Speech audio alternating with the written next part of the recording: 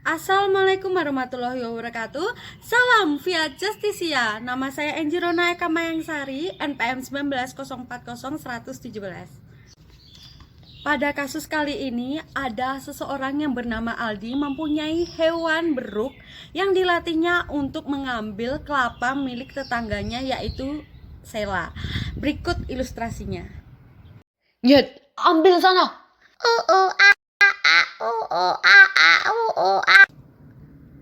Setelah saya menganalisis kasus ini masuk ke dalam pasal 362 KUHP yang menyatakan bahwa barang siapa yang mengambil barang milik orang lain dengan maksud dimiliki dan melawan hukum akan dikenai tindak pidana penjara selama 5 tahun atau denda Rp900.000. Dalam pasal ini menyatakan bahwa barang siapa ini subjeknya adalah manusia, sedangkan perbuatannya adalah mengambil. Dalam kasus ini telah terbukti bahwa Aldi telah melakukan tindak pidana dengan melatih hewan tersebut untuk mengambil milik orang lain. Nah, yang dikenai tindak pidana ini adalah Aldinya, karena Aldi adalah manusia yang telah melatihnya. Kasus yang kedua, ada kasus pencurian jenazah oleh anggota keluarganya yang sengaja digali atau dicuri. Nah, menurut saudara, pengambilan jenazah ini oleh anggota keluarganya merupakan pencurian atau bukan? Nah, saya punya cuplikan contoh kasusnya.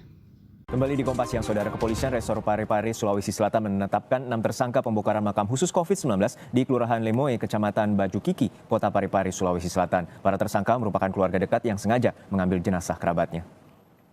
Saat ini 6 tersangka di Kota Parepare sendiri. Nah, hingga kini polisi juga telah menyita sejumlah barang bukti seperti alat penggalian seperti sekop, linggis, dan 1 karung plastik pembungkus mayat khusus COVID-19. Baik, hingga saat ini polisi telah menetapkan 6 tersangka yang merupakan keluarga terdekat dari jenazah yang sempat digali dan dipindahkan ke pemakaman lain. Terima kasih. Setelah saya menganalisis kasus ini tidak masuk ke dalam pasal 362 tentang pencurian. Karena objeknya adalah barang. Nah, barang siapa yang mengambil barang milik orang lain? Nah, objeknya adalah barang pada pasal 362. Namun dalam kasus ini, menurut saya kasus ini masuk ke dalam pasal 180 tentang kejahatan terhadap umum, yang menyatakan bahwa barang siapa dengan sengaja dan melawan hukum menggali atau mengambil jenazah atau memindahkan atau mengangkut jenazah yang sudah digali atau diambil, diancam dengan pidana penjara paling lama 1 tahun 4 bulan atau pidana denda paling banyak Rp4.500. Nah, pada pasal 180 ini sudah jelas dinyatakan bahwa objeknya adalah jenazah.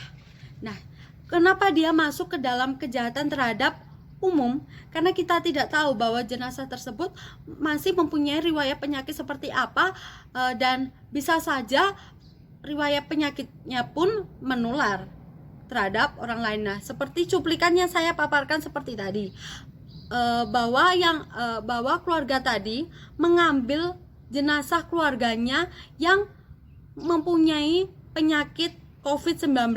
Nah, tentu dalam secara medis, jenazah COVID-19 pun meskipun orangnya sudah meninggal masih bisa menularkan terhadap orang lain, dan dengan ini sangat mengganggu ketertiban umum. Jadi pada kasus ini dia masuk ke dalam pasal 180 KUHP.